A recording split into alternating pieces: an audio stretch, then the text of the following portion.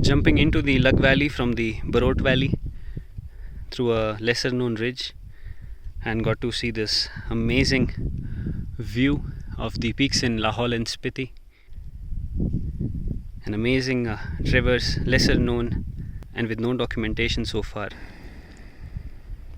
Yeah, so we have the beautiful Japani fruit plantations, all protected by these nets so that the birds don't destroy. A very beautiful, nutritious fruit, early morning breakfast. Voila. Yeah, the fruit with no seed, and it is super juicy. It's called Japani fruit, mostly in yellow and orange color.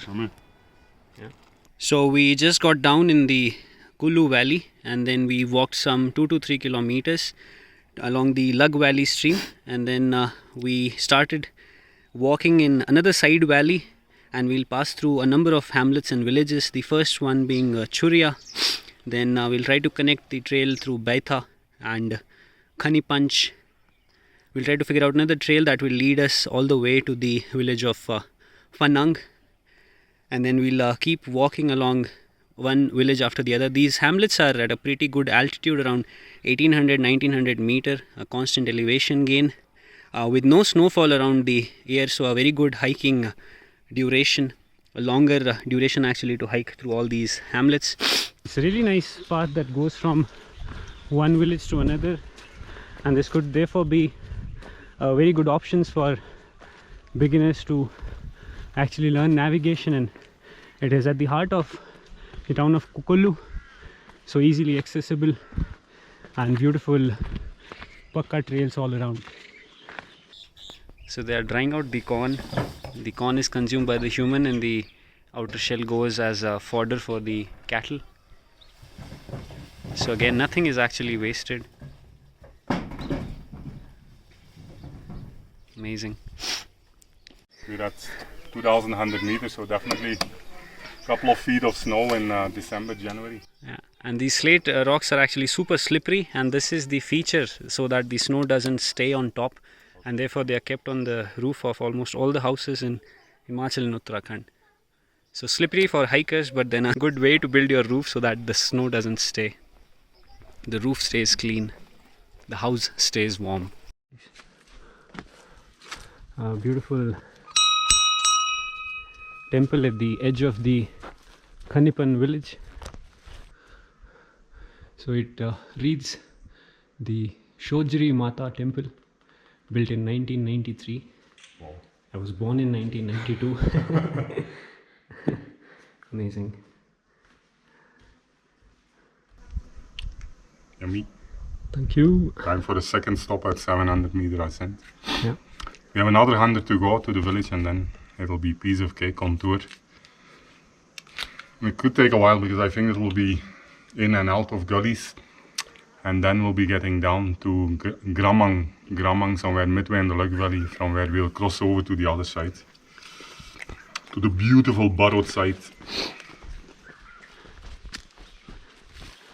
Yeah, so this is the beautiful setting of the Khanipan village with the Parvati peaks peaking above the ridge line right over the town of Kullu.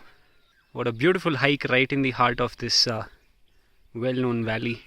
And we can also see the beautiful Bhuvu Pass right there.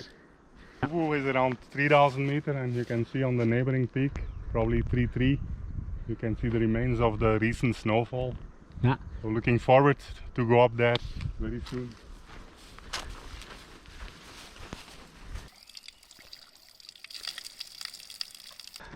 Yeah, so this trail that we came from, I think soon this thing will get converted into a road, but yeah, glad we were able to walk on the path before it turned into a Pakka road.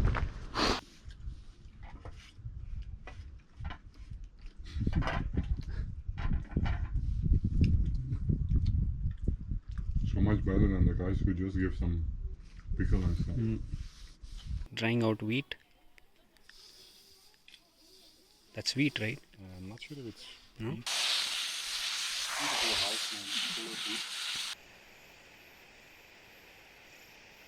We're in the Falan village after Liani, and this is the local deity called as Falani Narayan, a beautiful temple designed in the Katkuni style of architecture.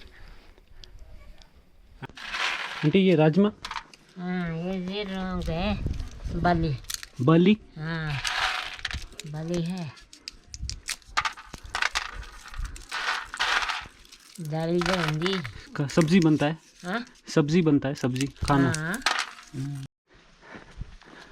Yeah, close to the most probably the second last village for the day, Jindi. Quite a big settlement, and we're walking at a pace of 2 kilometers per hour. The last 10 kilometers we did an elevation gain of 1300 meters. दी क्या चीज़ है? हाँ जी, कोदरा. इसका क्या बनता है? रोटी बनती है. अच्छा, कोदरे का आटा. अच्छा अच्छा अच्छा अच्छा अच्छा.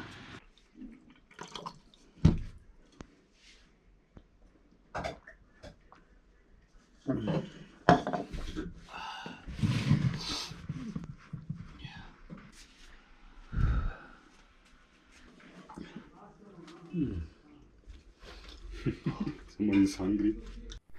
Yeah, so the time is 5:15 p.m. and that forest would be our target for the day. October 26th, a beautiful sunset over the Himri Pass. What a day and what a beautiful traverse.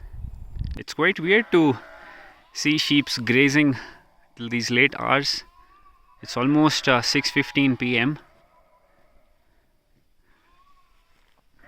Yeah, and I guess we have nicely pitched ourselves up, and it is indeed very, very cold. It has been 9.5 hours and almost 18 kilometers. It's almost a 2400 meter of ascent and a 900 meter of descent, and you see the beautiful elevation profile when we're hopping from one village after the other, and then steep climb towards the ridge line. So this is the second slot of aloo parathas and kidney beans or rajma that we have, and the buns and omelets that we had packed in the afternoon today when we had our lunch is something that we can consume tomorrow morning. We have one parotha each for dinner, and we'll quickly finish it off.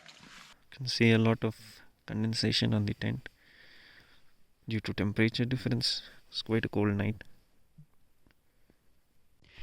Now, as we know that the tent condensation happens on the inside because of the temperature difference, and obviously your sleeping bag will touch the inner layer, and then at patches, especially near the foot box, your sleeping bag would even get little wet.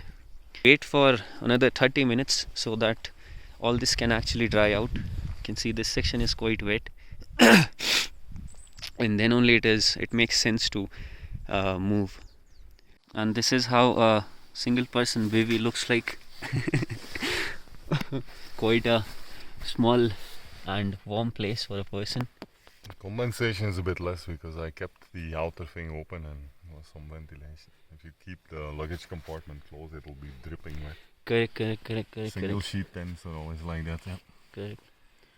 Wait. So if there is some way that the ventilation is good, then you see that the surface is quite dry, which is crucial because it helps you keep moving.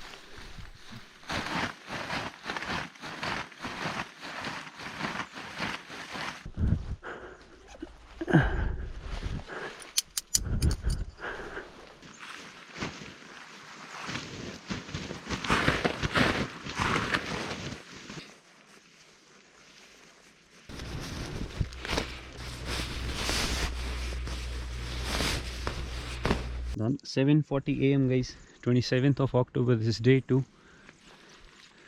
Beautiful and peaceful forest trail with a quite thick canopy on the top. First traces of snow at 3400 meters, and we have touched the meadows now. You can still see the Himri Pass and snow-clad mountains. So this is another very beautiful piece of equipment actually. These are waterproof socks that you can wear over your normal hiking socks, and then you put your shoe in, so then your feet is actually nicely protected and you can walk in snow. Because normally the trail running shoes, they are quite breathable, so they are not obviously water repellent or waterproof, so that's how you can protect your feet.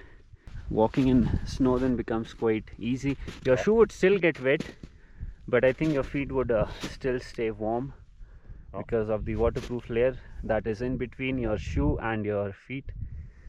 Yeah, and this is also quite useful when the snow is, when your feet goes quite deep in the snow.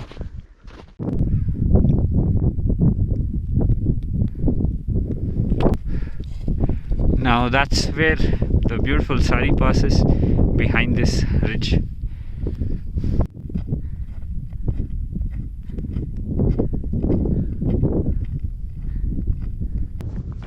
A small little pond here on the way to the Pajaund Galu. This is a drinking water source for all the sheep and goats, and therefore I don't think this would be portable, but yeah, beautiful. Yeah, so we can see the beautiful Kangra plains, and you see a very beautiful long ridge. That's the entry to the Barot valley from the Jogindan Nagar side, and we have started walking towards the Pajaund Galu. It is still some 2 kilometers away. Yeah, another small shepherd hut, empty as of now because almost in the last week of October.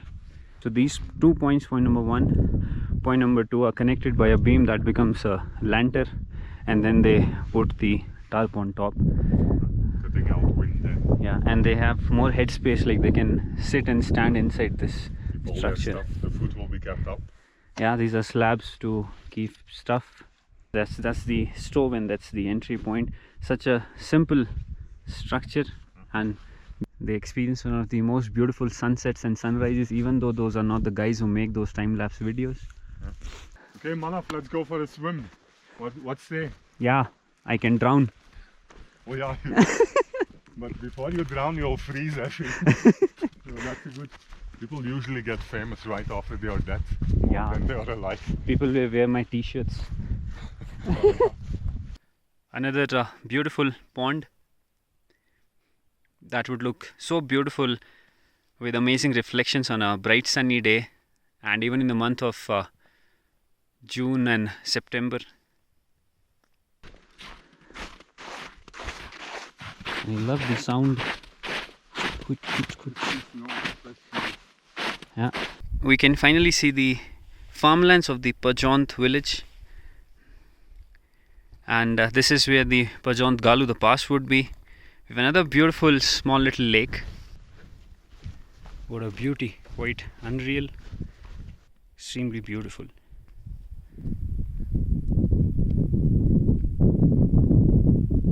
At 11:30 AM, and this is the Pajaund Galu at 3200 meters. And yeah, we'll quickly make our way down. Found a nice prominent path, at least in the beginning. And getting down steeply, running parallel actually to the Survey of India map trail, with a little bit of error here and there. And we always keep looking for these small toffee wrappers, which means that this is the more frequented path,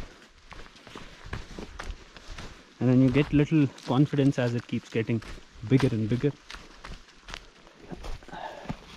Woohoo! Yes, I got it on the camera. Happy.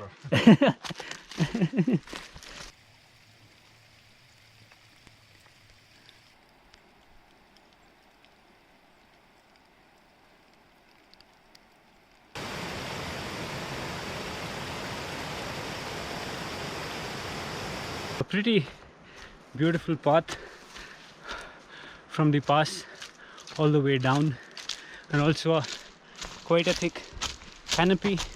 So even if you do this hike on a bright sunny day, it would be nice.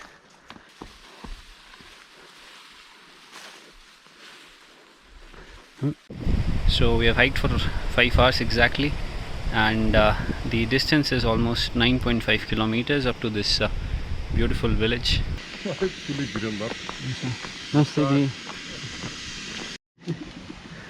Hello. Hello. Hello.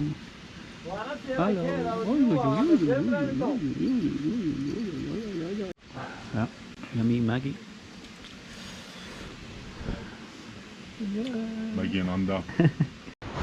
Yeah. Now the time is 1:30 p.m. and we are actually done this very first hike where we did 130-200 meter pass, and we crossed some really nice 3 to 4 ponds coming from the Lag Valley to the one of the side valleys of the Barot Valley in Himachal Pradesh.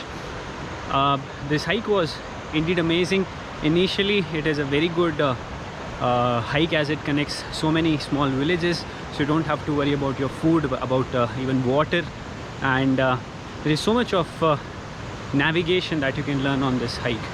So if you have any queries related to this particular trail, then do drop your queries in the comment section below, and I promise you a prompt reply. Thank you so much for all your love and support, and I'll see you in the next one.